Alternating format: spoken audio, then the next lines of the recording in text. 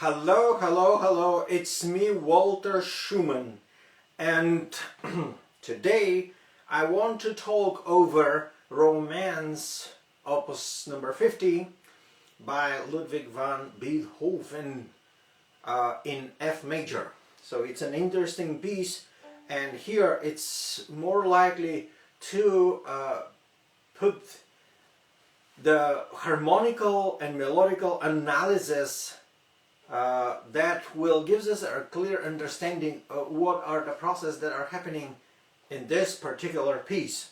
And an interesting fact, Beethoven goes through, it's a romance, obviously this is the second one from the two ones, the one is in G and this one is in F major, and he goes through a lot of different keys and transitionings from one spot to another, from one key to another, and we see something that is unusual up to the moment for romantic music, which at the time was pretty much, let's just say, a very calm, very nice, very beautiful. This is also beautiful and nice, but you see somewhere in the middle part, it's a sonata form. And there we have this distinctive first theme, you know, and then we have the second theme, and it's really astonishing. So first theme starts with, you know,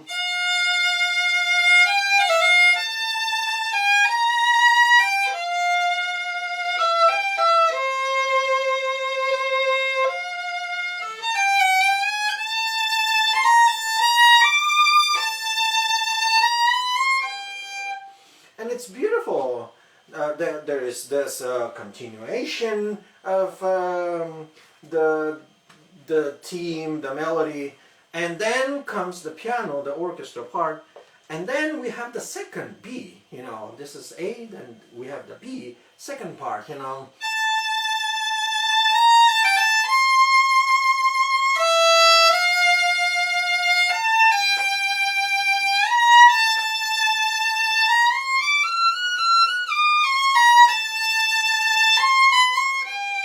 It's more like A1. It's like contradicting this, kind of continuing the first topic of the first idea of the theme number 1, and then it's coming the very much differences, like, you know,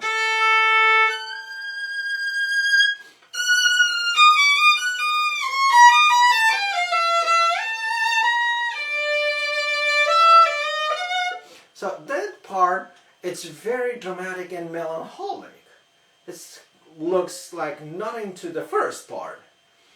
Then continue.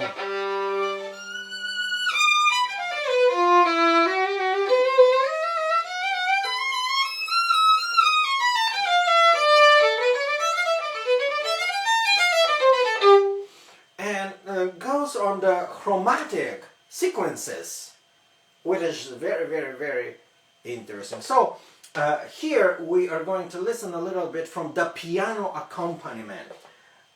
So there I'm gonna tune, you know, according to this.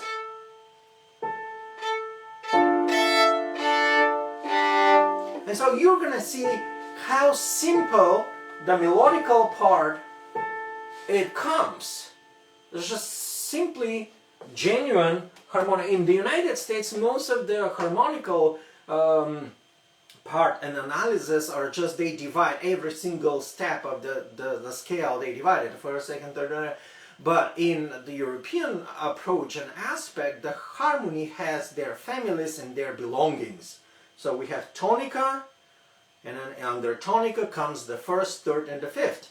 Then we have the second, you know, the lower median and the upper median, second and sixth, you know, and then we have fourth, which is subdominant, and second and fourth are in the same family. Then we have fifth, which is the dominant, and then we have tonica. So here we are going to see this very strong relationship between tonica, subdominant, dominant, and tonica. Again, listen. The piano.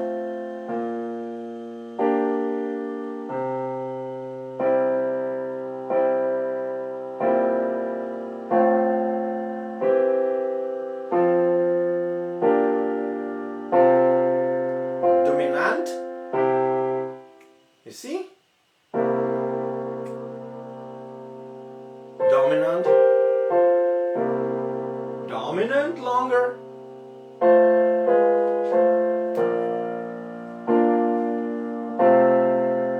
cadence,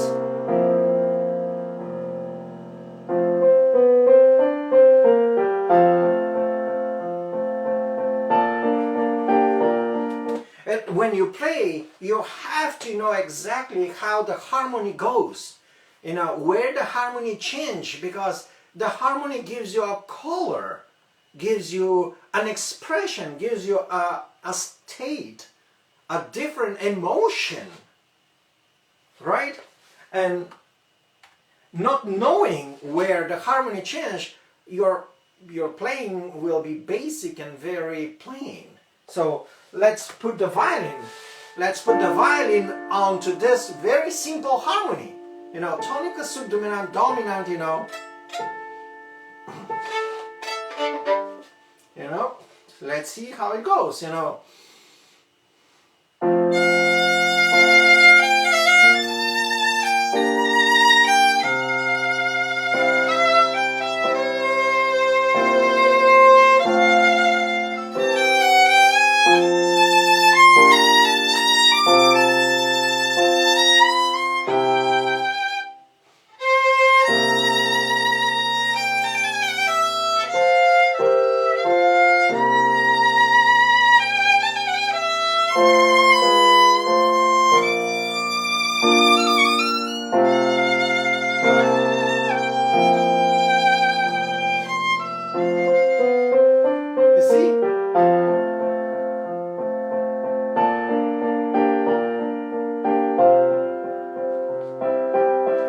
So Beethoven keeps the same structure of a harmony.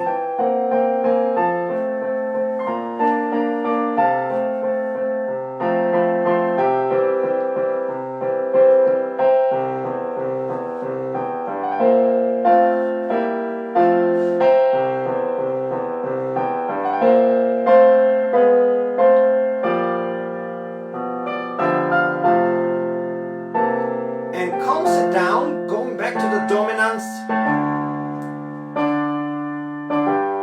in octaves, unisons, to continue the second part of the melody of the first theme.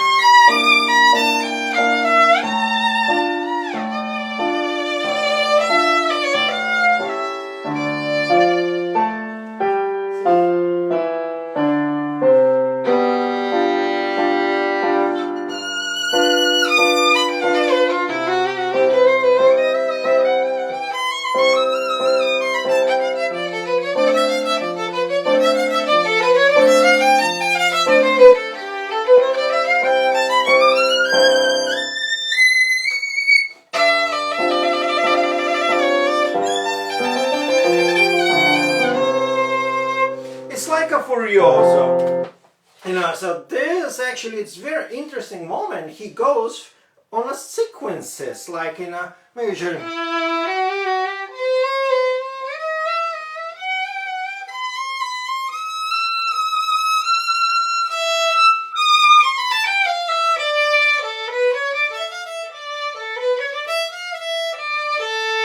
So it starts from the lower tone. It doesn't start from the first. No, it's the opposite. This D tone is the solution. It's like a, you know, it's a scale. You see? Nowhere says Beethoven that this is going to be the first tone of the next phrase. No. You see?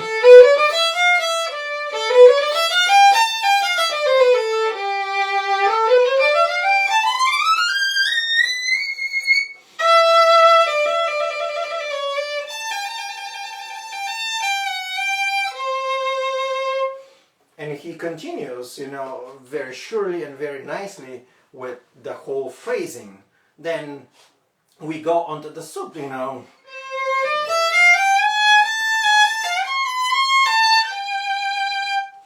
Then again he uses chromatic.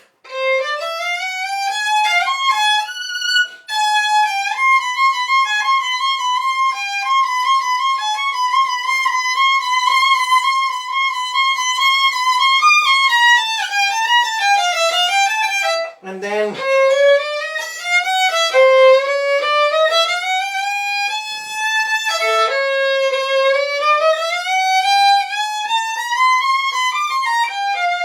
so he does this transitioning from C major dominant going all the way through the diminished chords, septachords, and then he goes on to chromatic. He uses a chromatic as a returning point to F major.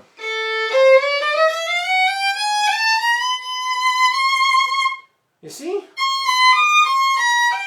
This is a typical dominant, melodical.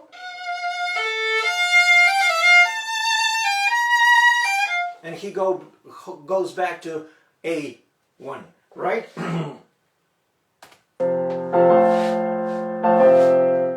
So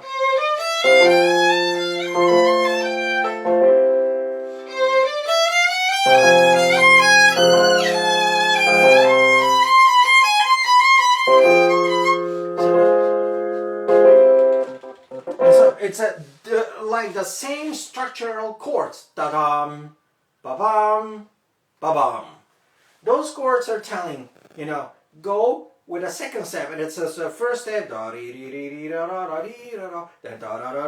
and then he diminished like a breaks to a little notes, this exact same note.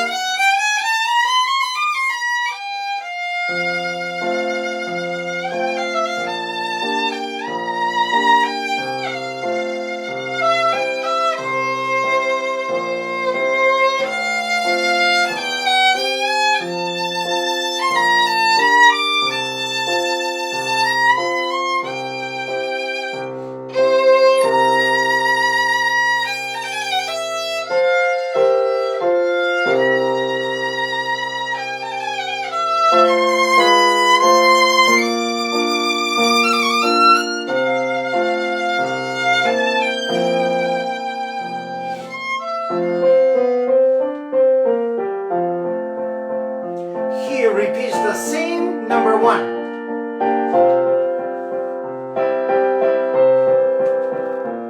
and goes once again to a minor. So we have this idyllic, beautiful moment of the romantic emotions, and then this melancholic sadness and tearful expression.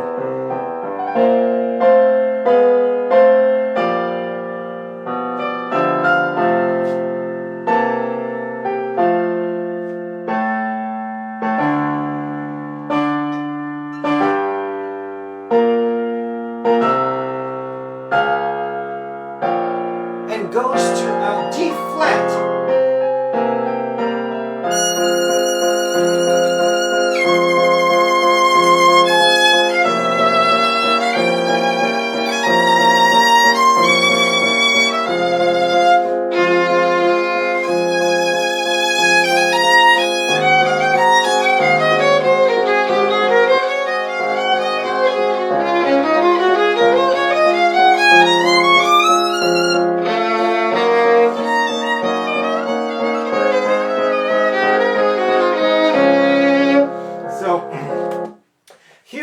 those are moments of tearing. So we have Mozart, you know. So let's just say that Beethoven uses the same like a structure model to express tear crying lacrimosa. You know, he starts from this very F minor, you know.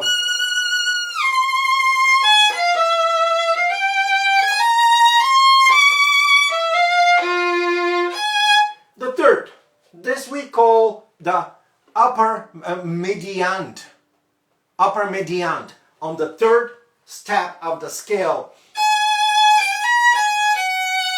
He uses this third step as a dominant to go where? Transitioning all the way onto the farthest possible key transition, D flat major.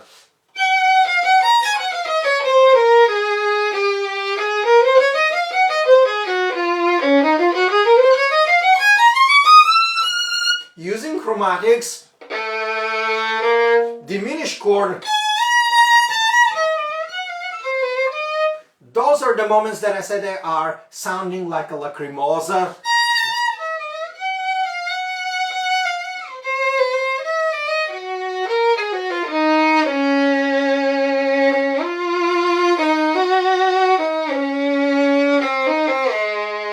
So those are the moments that he goes from F minor, transitioning through A flat, which is the third step, upper, and then uses it as a transitioning dominant to end up and settle in D flat major.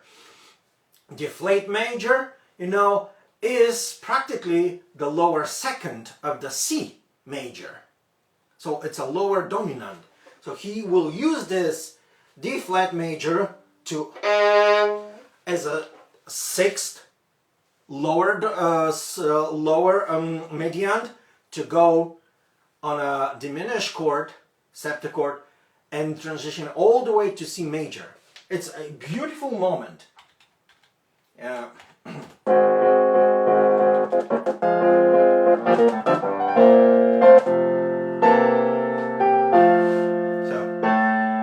the same moment.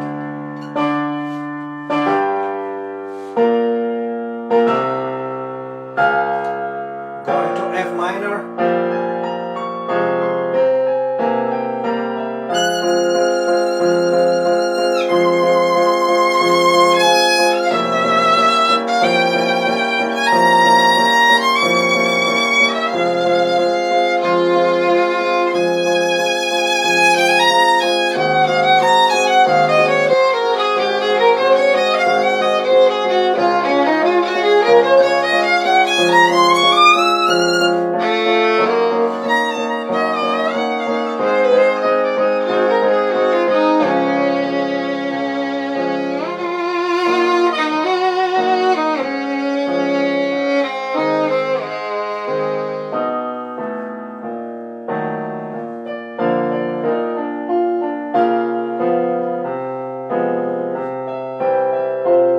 C major,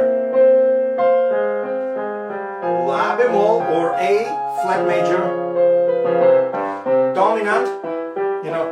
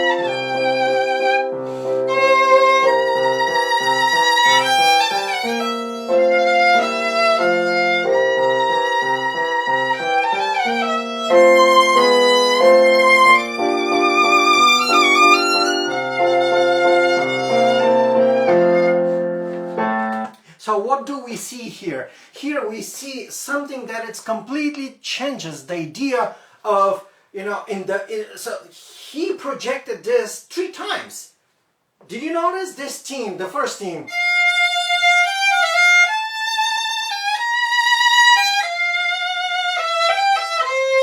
The symbol of 3, the 3 unity, it's something very strong in the past as a symbol, right? So the first one is just very like dreamy, in a way of a dreaming. The second time when he comes back to the same theme, it's on the second page with me here, after the transitioning with the chromatic.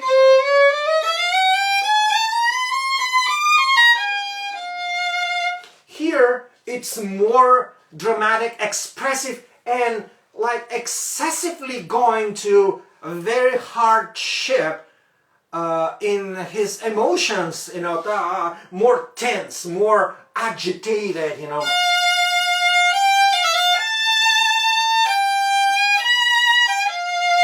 Why? Because he goes on a chromatic. Usually chromatic was used to express agony or difficulties, You see?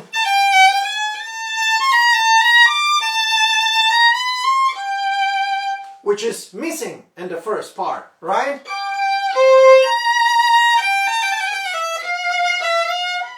So so this tone is very soft and very nice, and then immediately after that we have the minor that goes all the way to D flat.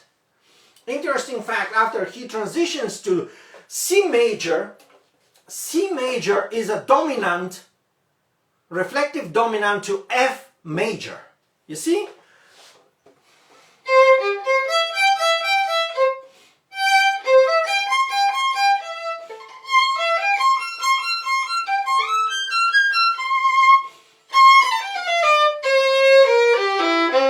And then,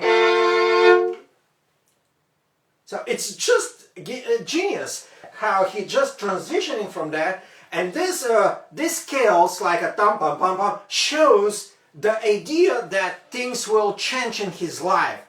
This is the hope moment, the moment there is the light at the end of the tunnel.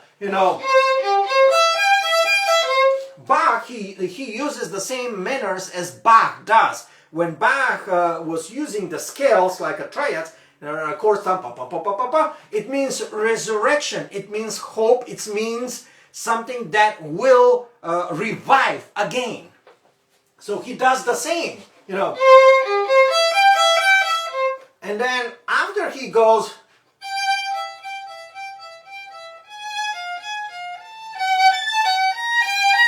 like a hope, like something he is drawn to, he longs for, he's longing for, this first tone, and it says, tenuto.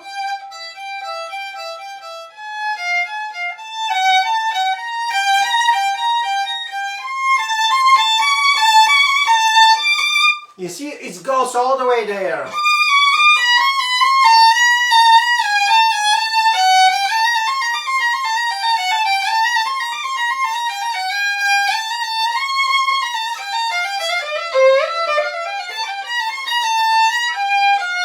And this F major, this is the third time projecting the same theme, the main theme. This is not anymore the melancholic, the agitated, and this the dreamy one. This is the one that he believed with true faith that is going to happen this time. This is no doubt things will work out. And I will return a little bit. So,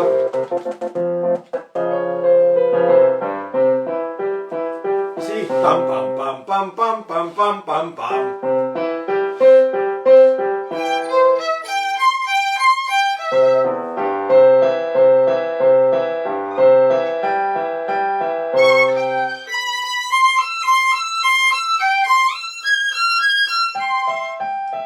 And now, look.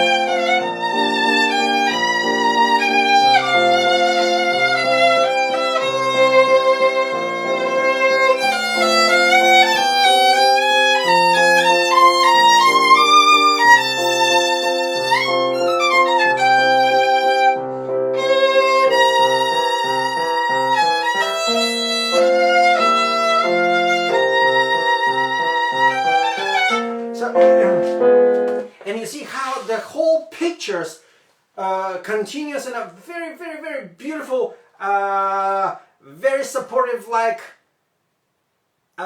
professing hope, joy. It's a real joy this time. There was no the dreamy, there was no the melancholic part. Let's see how it goes.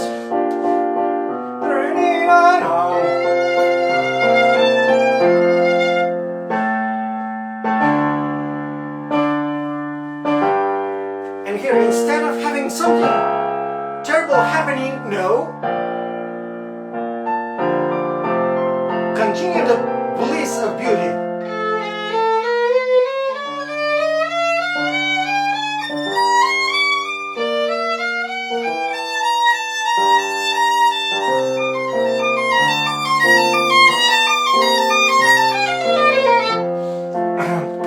So you see how he does this. This time the chromatic is not the symbol of pain, but going through pain, ending into a better future, into a better life.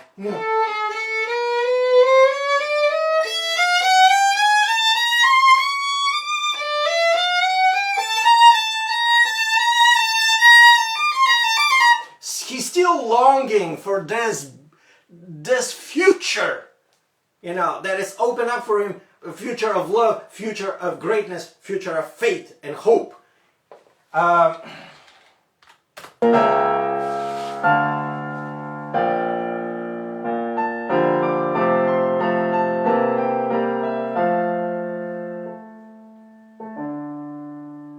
See? Ba-bum, bum, ba-bum. So he uses the theme in the octaves, tam, pa-pam, pam, pa-pam, pam, pa-pam. He uses this to be the counter melody of, like a counterpoint structure to the chromatic part. So there is practically two layers of melody going on. The first theme, the second theme, plus the violin topic, the theme.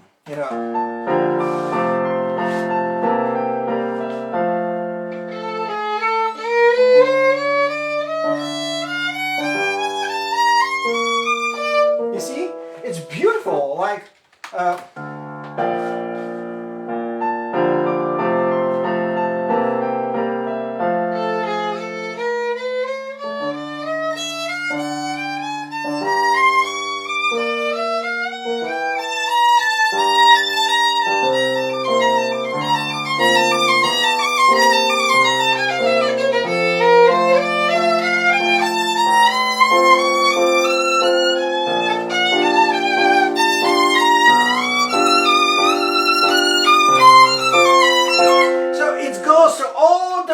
the simple harmony, the simple goes all the way to complete climax and joy. So you see, so the first time projections of this melancholic, tearful moments, like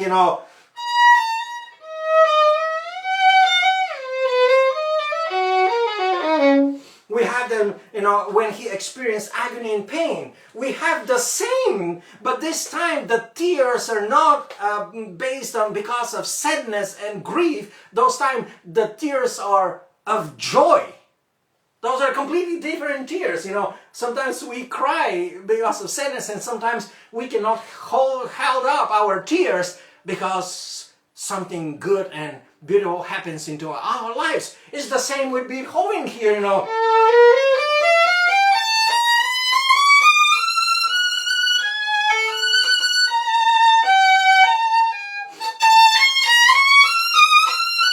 So he goes all the way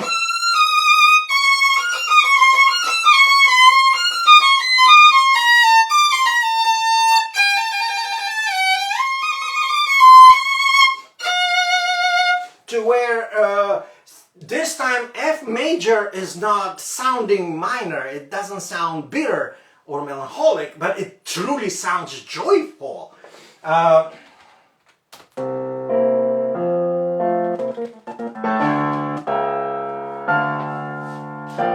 Let's see how we're gonna do it.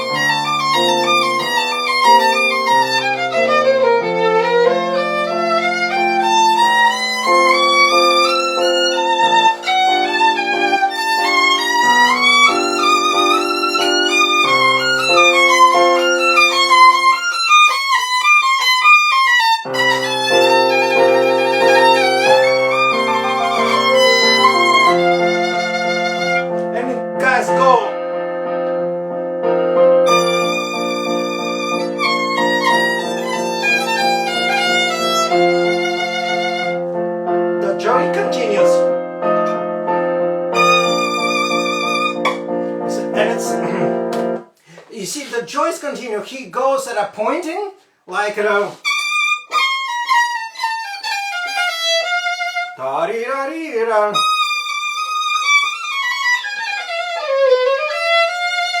And goes all the way up to where he finishes his thoughts, you know, in the higher register, which is also a symbol of thoughts of heaven, you know, the perfection one day in heaven, and what we are supposed to have here as well on this earth. You see the harmony, how it goes.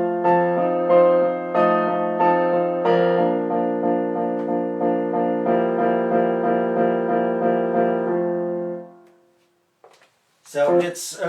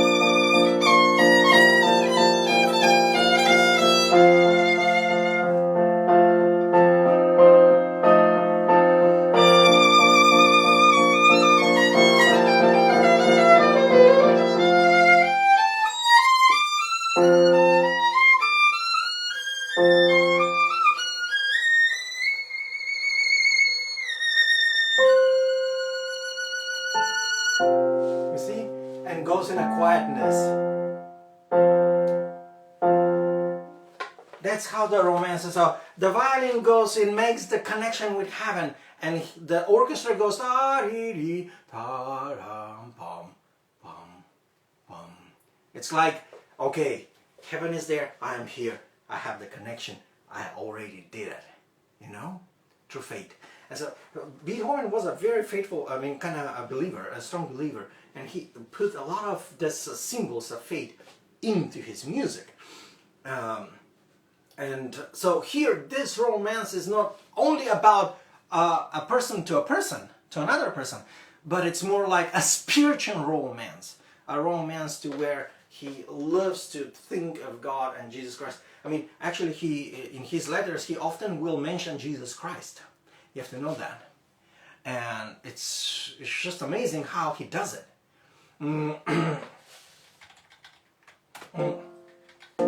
Let me see the last time.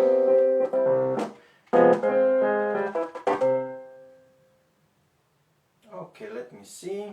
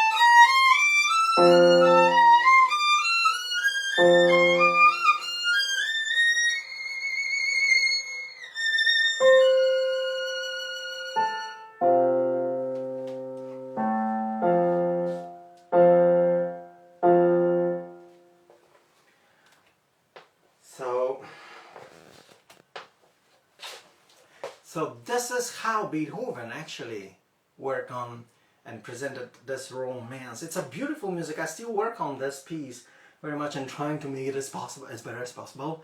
I think that my violin is a little bit sharper than the piano accompaniment, but this piano accompaniment kind of contained all of the good parts that a musician soloist will want, because every little single note somehow can be heard very well. No wonder why Beethoven wrote 32 16 notes or 16s or 32 16s, are very small, measures, and at the same time he wanted these little things to be heard by others, like the moments of his expressions in soul and heart, and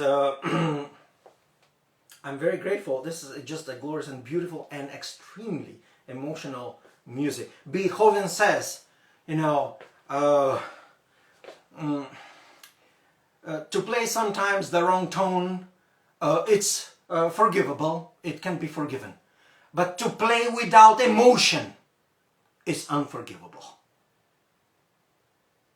So many musicians take Beethoven as a very kind of sturdy, stern, very dry, like, okay, lack of emotion composer, but actually it's not true.